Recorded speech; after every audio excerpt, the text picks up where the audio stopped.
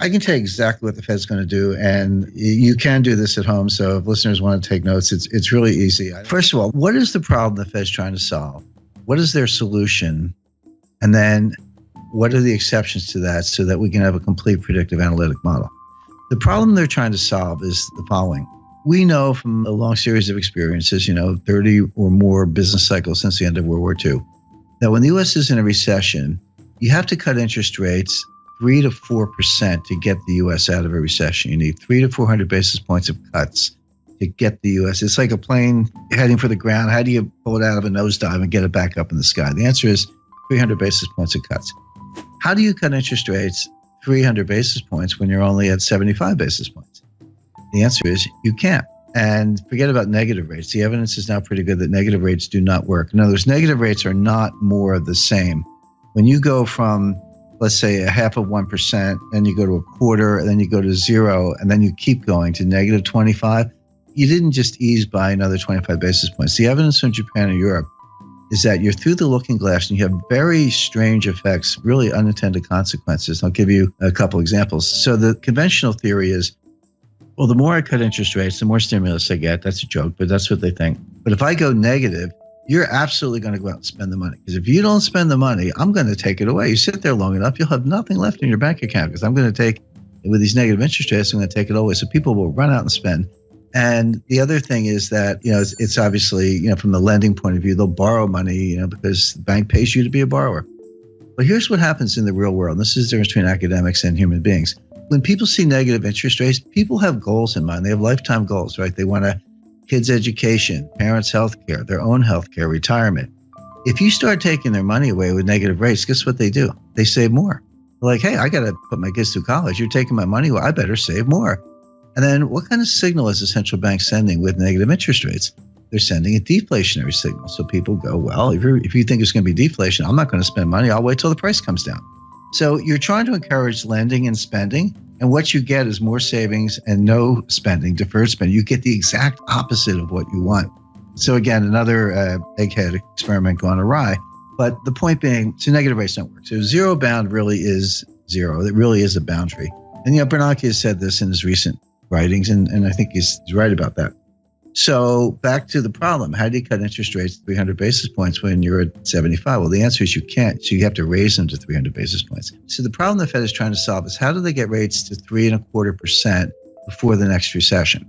Now, I'm not saying the Fed sees a recession, and that's easy because the Fed never sees a recession. In 102 years, the Fed has never seen a recession, never forecast a recession, but they know their economic history. We are 8 years into an expansion. It feels punk. I mean, the growth is anemic, but labor force participation is low, productivity is dropping. There are a lot of bad things going on, but in fact, we are in the 8th year, actually coming up on, soon be entering the 9th year of an expansion, which began in June 2009.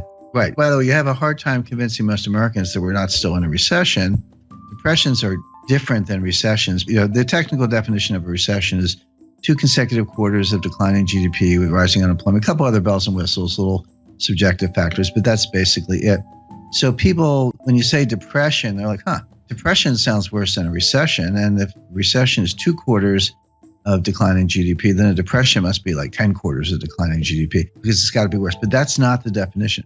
The definition of a depression, you can have growth in a depression, but it's below trend growth. In other words, if trend is 3.5, and you're actually banging out 1.5, 2, that gap between, let's say, 1.5 and 3.5% growth, that's depressed growth. It's an output gap. It compounds over time, and you never get it back. We are losing trillions of dollars of wealth.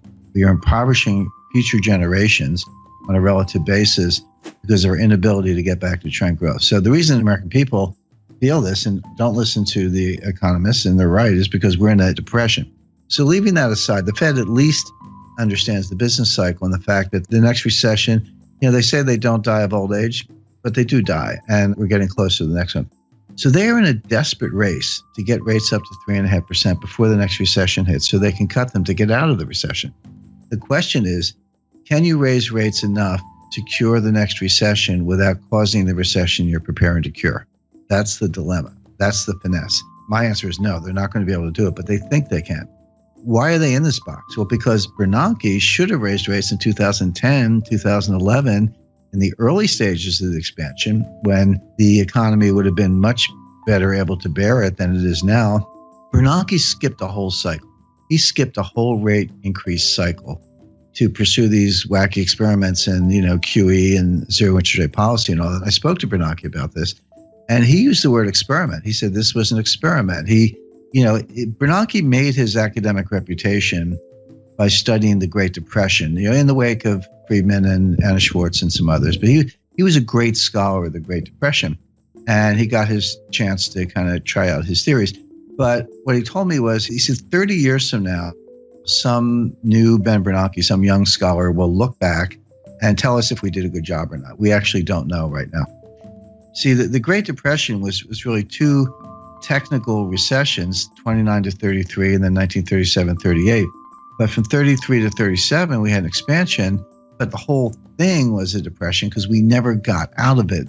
The stock market recovered the 1929 high in 1954. It was a long time to get back to even. But Bernanke's mantra was, doing something is better than doing nothing. I completely disagree. It's better to do nothing if you don't know what you're doing. And this is really the monetary equivalent of the Hippocratic Oath. Doctors say, first rule of being a doctor is first do no harm.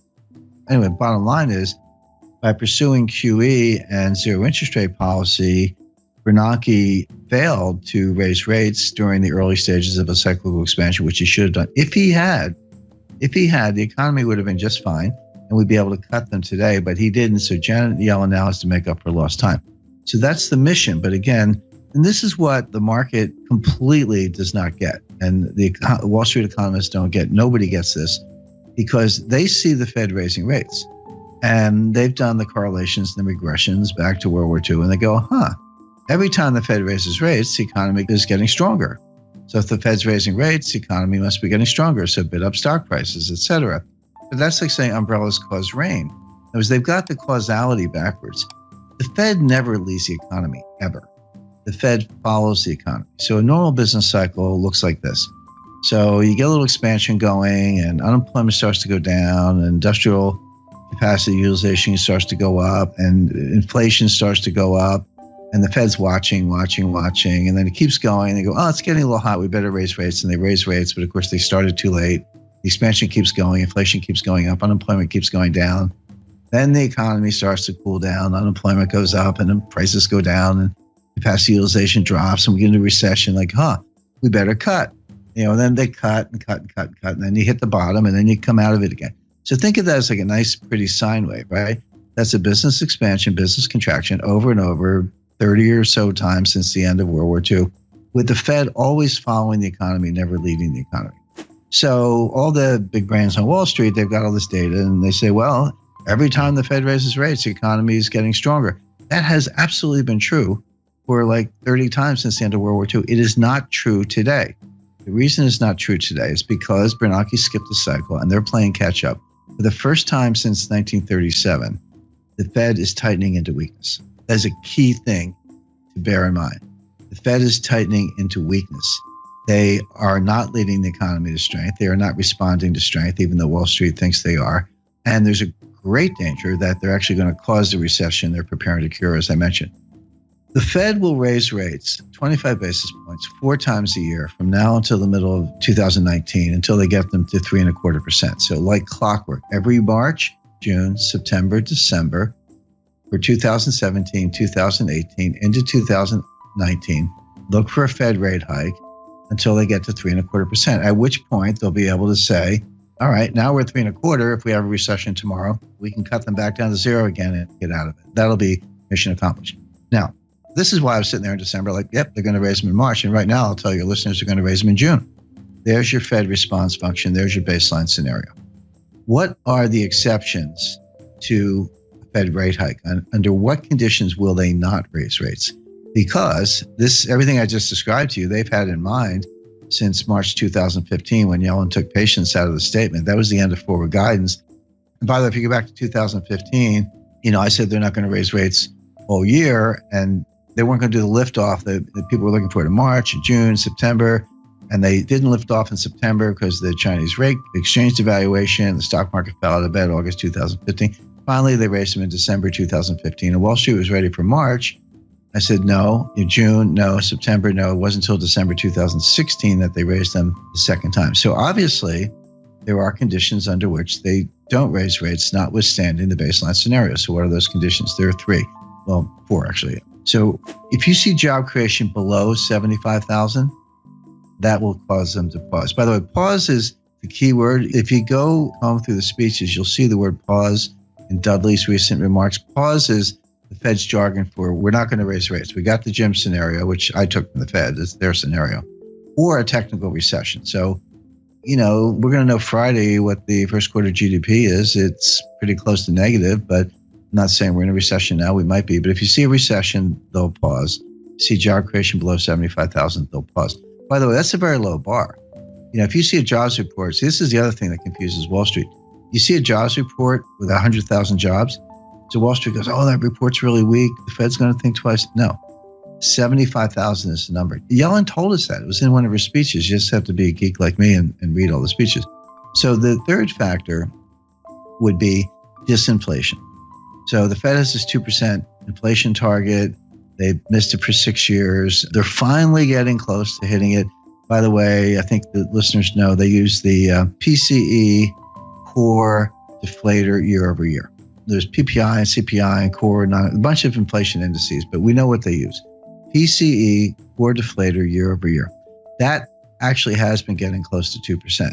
But if you see it turn around, if you see that gap down to like 1.5, 1.4, 1.3, then they will pause. The last condition for the pause is a disorderly decline in stock markets more than 5%. If you see a 6, 7, 8% decline, so if the S&P went down 100 points, Fed doesn't care. Dow Jones goes down 1,000 points, Fed doesn't care. But beyond that, if you see the S&P start to go down 150 or the Dow start to go down 1,500 points in a disorderly way, it looks a little scary. It looks like there's no bottom. It looks like if you see that, they'll pause. So the Fed is going to raise like clockwork 4 times a year for the next 2.5 years, unless you see job creation below 75,000, disinflation, a technical recession. If you don't see one of those things, they're going to raise rates. And so right now, I don't see any of them. I mean, they could all happen, but it looks like, growth is going to be positive. Job creation's been decent, over 100,000. Disinflation is probably coming, but not quite here yet. And they'll want to see a couple months in a row. And the stock market's not crashing. So none of the pause conditions are in place. Therefore, they will raise rates. Simple.